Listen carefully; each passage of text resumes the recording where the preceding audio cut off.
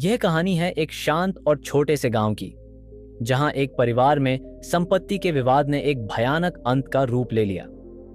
गांव का नाम था कलंब और इस गांव में पाटिल परिवार अपनी सादगी भरी जिंदगी जी रहा था। इस परिवार में मदन पाटिल, उनकी गर्भवती पत्नी सीमा और उनका 11 साल का बेटा राहुल थे। सभी लोग इस परिवार को एक आदर्श परिवार मानते थे क्योंकि वे एक दूसरे से बहुत प्यार करते थे।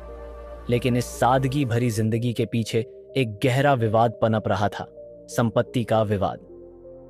मदन पाटिल के छोटे भाई हनुमंत पाटिल को हमेशा लगता था कि परिवार की संपत्ति में उसके हिस्से की अनदेखी की जा रही है।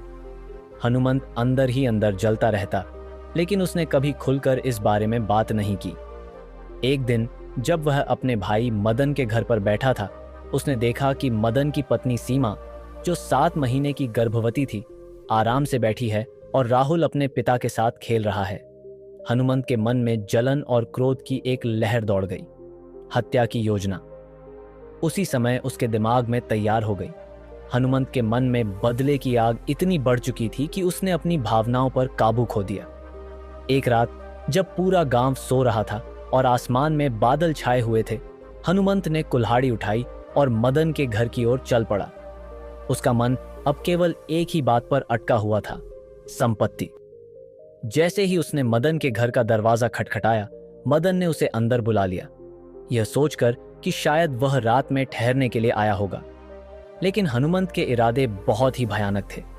उसने बिना किसी चेतावनी के मदन पर कुल्हाड़ी से वार किया। मदन को संभलने का मौका तक नहीं मिला और वह वहीं धराशायी हो गया। चीख पुकार सुनकर सीमा और राहुल जाग गए। सीमा, जो गर्भवती थी, खुद को और अपने बेटे को बचाने की कोशिश करने लगी, लेकिन हनुमंत का गुस्सा अब काबू से बाहर हो चुका था। उसने बेरहमी से सीमा और राहुल पर भी हमला कर दिया। तीनों की चीखें धीरे धीरे शांत हो गईं और वहां केवल खून से सनी हुई दीवारें और फर्श रह गए। हनुमंत ने यह तिहरा हत्याकांड इतनी बेरहमी से अंजाम दिया कि पूरा घर खून से लथपथ हो गया। उसकी आंखों में अब कोई पछतावा नहीं था। वह जल्दी से वहां से भाग निकला और सीधे अपने एक रिश्तेदार के घर गणेश पंडाल में चला गया। वहां वह ऐसे बैठा रहा मानो उसने कुछ भी नहीं किया हो, ताकि उसे कोई शक न करे। लेकिन किस्मत ने उसका साथ नहीं दिया। गांव में पुलिस को जैसे ही इस खौफनाक हत्याकांड की सूचना मिली, पुलिस तुरंत घटनास्थल पर पहुंची। पुलिस ने घटनास्थल की जांच की और जल्दी ही उन्हें शक हनुमंत पर हुआ। हनुमंत ने बड़ी चालाकी से अपनी हरकतों को छुपाने की कोशिश की।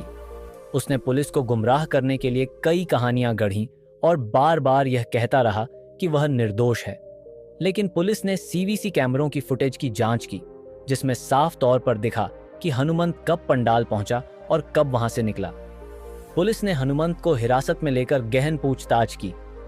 कई घंटों की पूछताछ के बाद अंततः हनुमंत ने स्वीकार कर लिया कि उसने अपने भाई, भाभी और भतीजे की हत्या की थी।